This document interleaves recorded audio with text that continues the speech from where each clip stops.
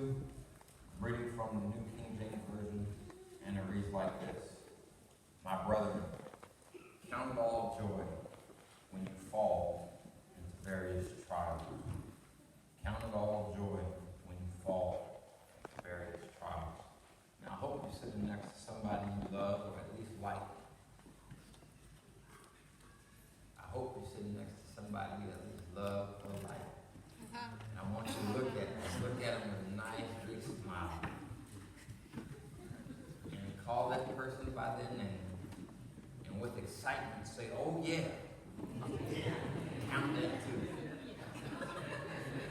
Say, oh yeah. Count that too. Count that too. Now, can I get just a little more volume up here? Because I can't hear. In the words of Winston Churchill, a good speech should be like a woman's skirt. Please take no offense. Long enough to cover the subject, and short enough to create interest. I will not be before you long today.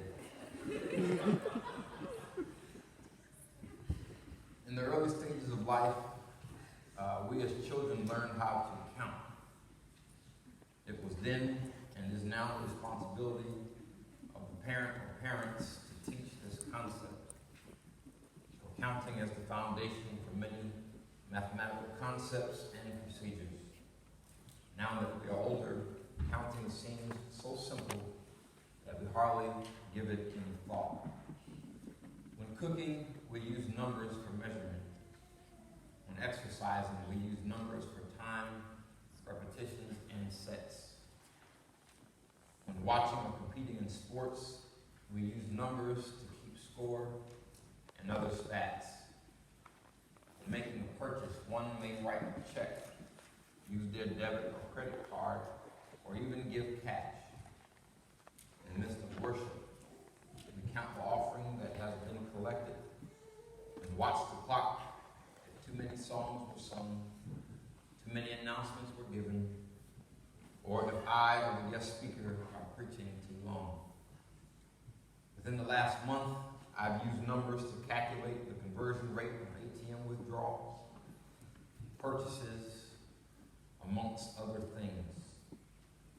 Every area of our life involves counting, or in other words, using numbers. When children learn to count one number for one object, they've mastered the concept, and I want you to hold on to this term, one-to-one correspondence. Because for counting to be useful, one must count only one number for one object. It is also important to note that children need to count lots of different things. For the more opportunities and the more varied the objects children have to count, the better they will understand the meaning and use of numbers. The better they understand, the more confidence they will have with math later on. The best objects for young counters tend to be separate objects they can move around and count easily, such as Cheerios, cookies. I bet all y'all got some of these in your car if you have kids. Goldfish crackers. And as children become good counters, they will learn to count things they cannot touch or move around. As the process improves, the child can correctly count up to 5 objects with excitement to count more. At that point, there should be a slow increase in the counting sequence. For there is no rule for how high a child shall be able to count at any given age. In our text, James, a bondservant of the Lord Jesus Christ, who is also known as James the Just, the half-brother of Jesus and the bondservant, and the brother rather of Jude, writes in his epistle to the 12 tribes that have scattered abroad. He says, my brethren, count it all joy when you fall into various trials. James regards trials as inevitable. In other words, you cannot avoid them once you've been entangled. You cannot cannot escape. Trials are going to come. Now, while trials may cause depression, stress, and anxiety, we are instructed to count our trials as joy. For James says, when you fall. Not if, but when. So since we know there will be falling days ahead, we ought to make preparation to look past the entanglement and count the trial as joy. Amen. Understand, no one wants to deal with sickness in their body. However, should you be sick, you ought to do what? Count it joy. Thank you. You ought to count it as joy. Let's try the next one. Y'all ready? No one wants to struggle financially. However, if your finances aren't where you want them to be, you ought to do what? Count it as joy. Good class. Good class. No one wants to be betrayed by a loved one or a friend. However, should you be betrayed, you ought to do what? Count it as joy. Count it as joy. Whatever trial you encounter, count it. All of us go through situations in life, be it good or not so good, and some things we count while there are other things we ignore. My dear friends, James is simply saying you don't ignore those other things, but count those too.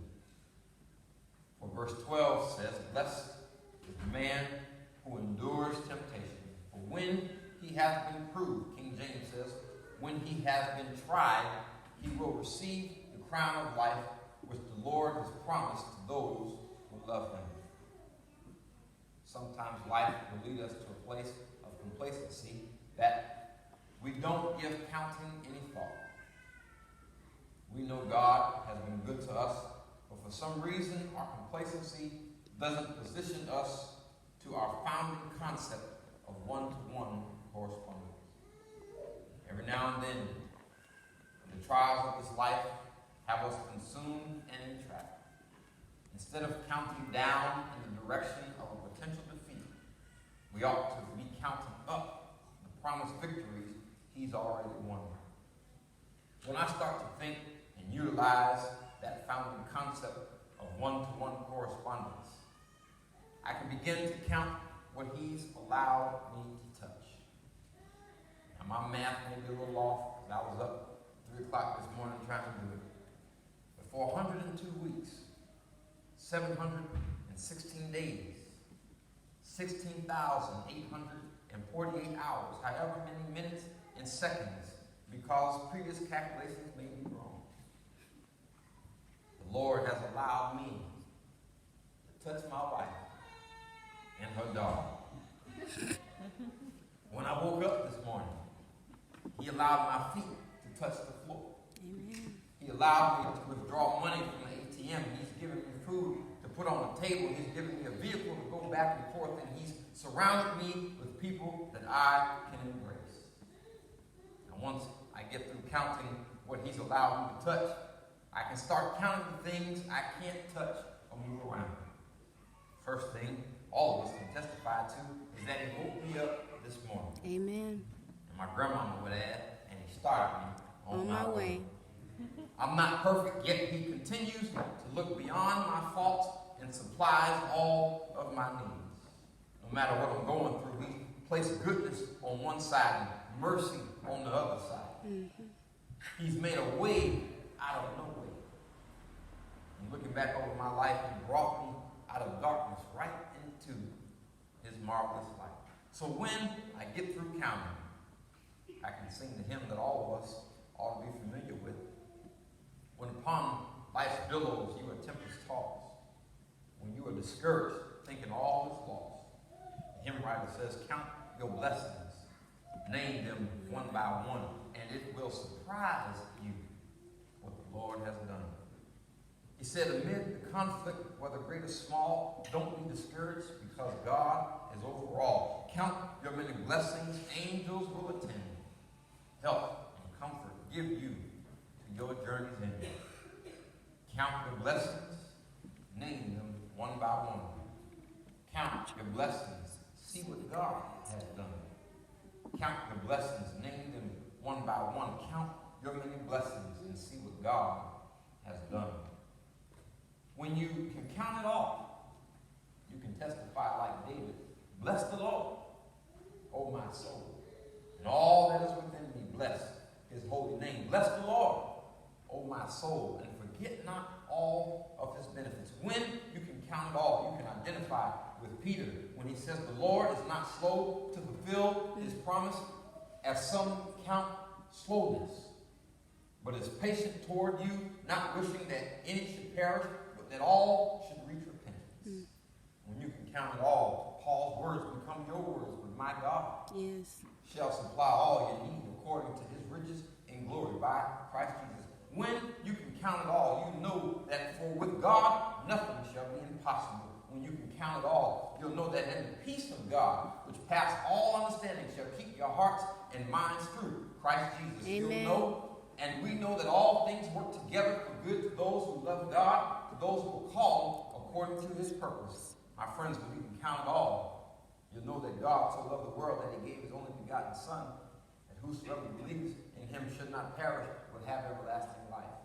When you can count it all, you'll know that blessed are you when men revile you and persecute you and say all manner of evil against you falsely for my sake.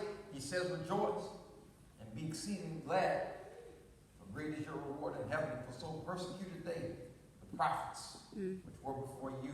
When you can count it all, David says, fret not thyself because of evildoers, neither be thou envious against the workers of iniquity, for they shall soon be cut down like the grass and wither as the green herb. When you can count it as joy, you'll know that the Lord is my shepherd, and I shall not want. When you can count it as joy, you'll walk in the blessing that Moses gave. The Lord bless thee and keep thee. The Lord make his face shine upon thee and be gracious unto thee. The Lord lift up his countenance upon thee and give thee peace. But lastly, when you encounter it, you'll know, James chapter 1, verse 3, that knowing that the testing of your faith produces patience. The point of today's message is that it doesn't matter what you're going through. Count it as joy. Gracious God, we thank you for what our eyes have seen and what our ears have heard. We ask that this message on today will bless our lives to be used in situations that seem to arrest us in depression and stress and anxiety. Lord, let us find joy in all that we go through, knowing that these trials work patience. Thank you now in your Son Jesus' name. Amen. Amen.